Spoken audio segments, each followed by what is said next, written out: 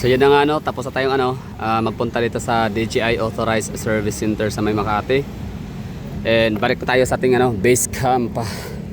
And ako'y babiyahe lang din naman no. Alam niyo naman na lagi ko lang kayong sinasama sa aking mga lakad. Ito na. From Chino Roces. Balik tayo ng Pasay City kasi yun talaga yung pinakalunggaho natin. Kasi yung Pasay City kasi talaga pinakamalapit, pinaka-accessible na lugar papuntang airport. Actually hindi lang sa airport, sa lahat na Mapa Norte, South, East, West. So Pasay City ang pinaka-the best na location.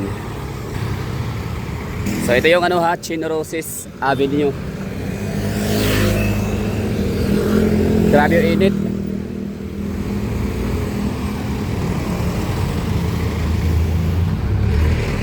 So Makati City, let me know sa mga taga rito nakatira or mga kabisado ang Makati City. May may lugar na ba sa Makati City except Ayala na naka-underground cabling.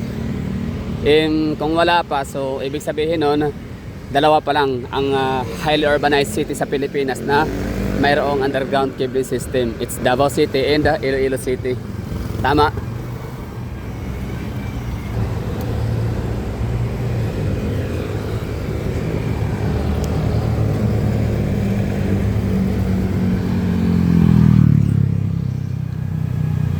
So imbes na mag-MRT tayo, layo pa nun, lalakarin mo pa doon. Ang paglalakad dito walang problema, yung akyat baba sa Kapanaog sa hagdanan, Diyos mio Marimar, kakapagod sa Manila yun yun ang pinaka sinusukuhan ko dito yung akyat baba.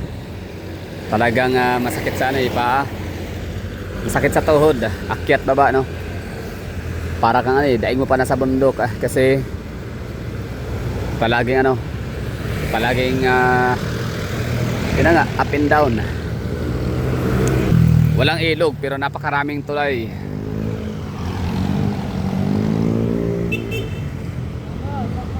Angkas daw. Kulay, ayoko talaga ng angkas. Prone yan sa aksidente tsaka mainit. Siyempre magaya muntik na siya sumimplang kay kuya.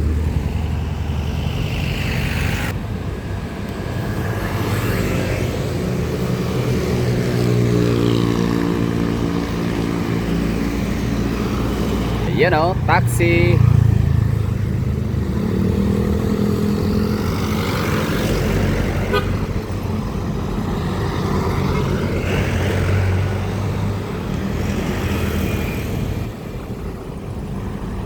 Yeah, man. Pupuntang EDSA. Alright.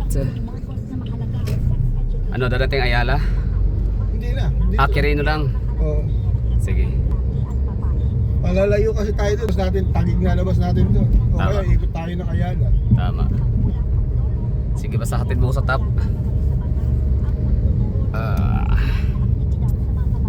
Kapagod kasi kakaakyat sa danan. Mag-MRT pa, di ba? No? Taxi lang. Magkano ba ang gas dito? Hindi pare-parehas pero mataas na gas. Kunyari ito, top din yung pinaka-destination. MRT top, magkano ang nila, single kaya doon, magkano? Ng ba? Yung angkas, yung mga joyride angkas. Ay, mayroon sila lumalabas doon sa apps nila May presyo doon talaga. Hindi ko pa na-try yan Tsaka ayoko. Mainit.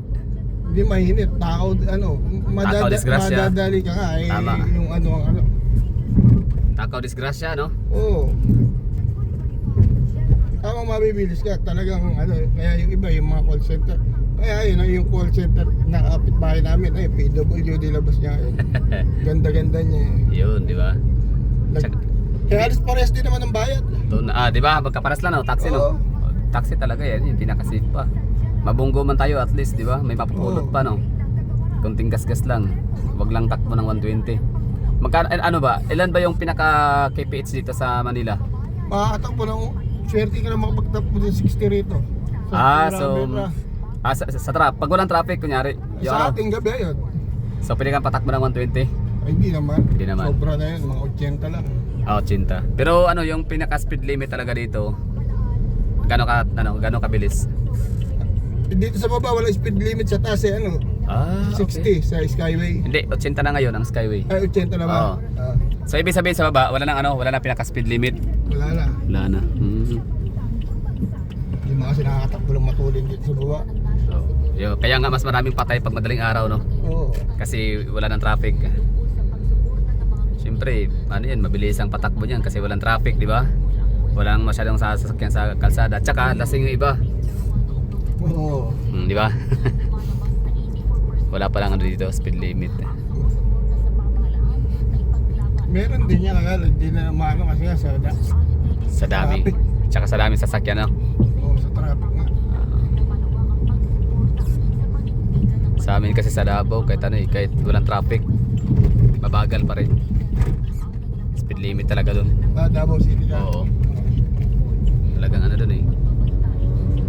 Kahit nga daw bagyo, hindi pwedeng may minor yung bagyo pag dadaan na Davao kasi may speed limit. May speed limit. Hindi ano yun, joke lang. O ano tong anong kalye to? Quirino. Quirino. Okay. Quirino Highway. Nagpa-vlog ka. Paplug ko lang para bawi. Papawi ka na Davao. Hindi pa. Pupunta ako ng Bisaya. Bisaya muna, Bisaya. Kabisayaan. Province mo kuya? Bulacan. Bulacan. Yung tunay na Tagalog yan, Bulacan. Bulacan, Cavite, tsaka Saan ka sa Davao Rizal. City? Sa Davao mismo. Davao City mismo. Oo, sa- pinaka-proper. Mas malapit lang sa City Hall.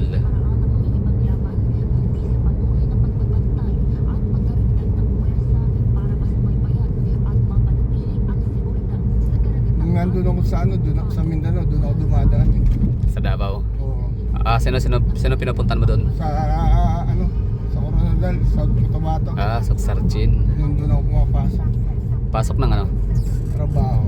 Oh. Paano napunta taga Bulacan doon? Napunta lang doon. Yun nga, ba't ang daming trabaho dito sa Manila? Ba't nasa pasok Oo, Sargent? doon napunta eh. Ano yan, assign sa company? Oo. Coronadal. Takurong yun eh, yun ba yun? Takurong. Takurong, di ba? Takurong, Coronadal. Sa Isulan. Sultan Kudarat.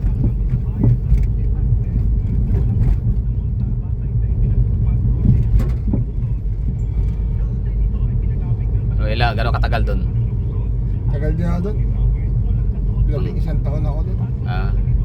11 taon. Tapos may accent, hindi mo na ko yung accent doon, no? Tagalog ka pa rin, no? Oo. Galing. Ako nga, kasama ko, 25 years, puro Ilocano, hindi ako natuto Ilocano eh.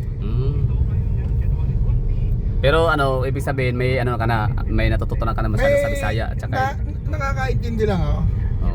Bisaya at saka Hiligay nun, dalawa salita doon eh. Ilonggo. Muslim. Ilocano. Ilonggo. So yung mga ganong salita, hindi ka na hindi ka na pwede ibenta nun, no? Medyo gets mo na, no? Nakakaintindi ako pero doon ako pagsalita. 11 years pa naman, tagal, no? Sa kumusta yung Mindanao? Siyempre, sabi-sabi ng mga Tagalog, dito mo gawin kasi minsan parang ginagawang meme sa sa Facebook, di ba? Takot sila. Tapang mo punta ka dito mo gawin sa Mindanao.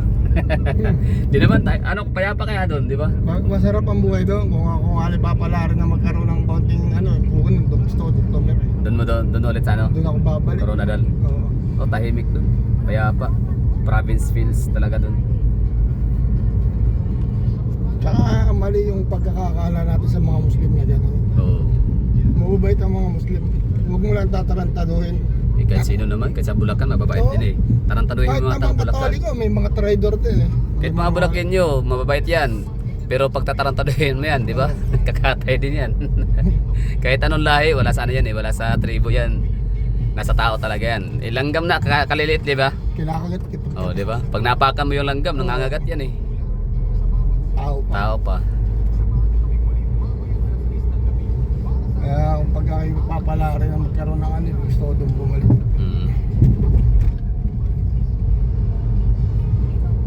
Takurong. So mas pinili mong dumaan sa Davao kaysa mag-Jinsan? May airport din. May airport din kasi sa Jinsan, di ba? Oo. Mas malapit yun. Jinsan, Takurong kaysa sa Davao, Takurong.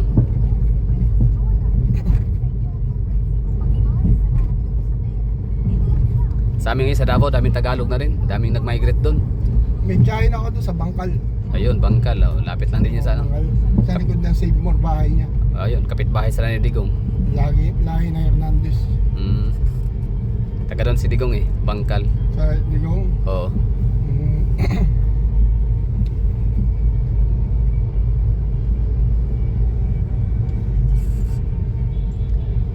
Dito kasi yung pinakamagandang hideout namin kasi mabilis lang, mas malapit sa airport. Pasay talaga pinakaano eh, no? Parang upahan, di ba? Oo. Para Mga malapit sa hotel, condo, kasi malapit sa airport. Malapit sa MRT, LRT, malapit sa MOA. O dito lang para. Ayan. Red doors. Ang galing ni Kuya. Bulakinyo. Nakapagtrabaho ng 11 years sa Takurong, Coronadal, Sultan Kudarat. Ayos. 11 years. Hindi na siya pwede baligya. Ayun, dami pa rin nakaabang, no, nakapila. Floral Mansion. Ako watching. Bye-bye.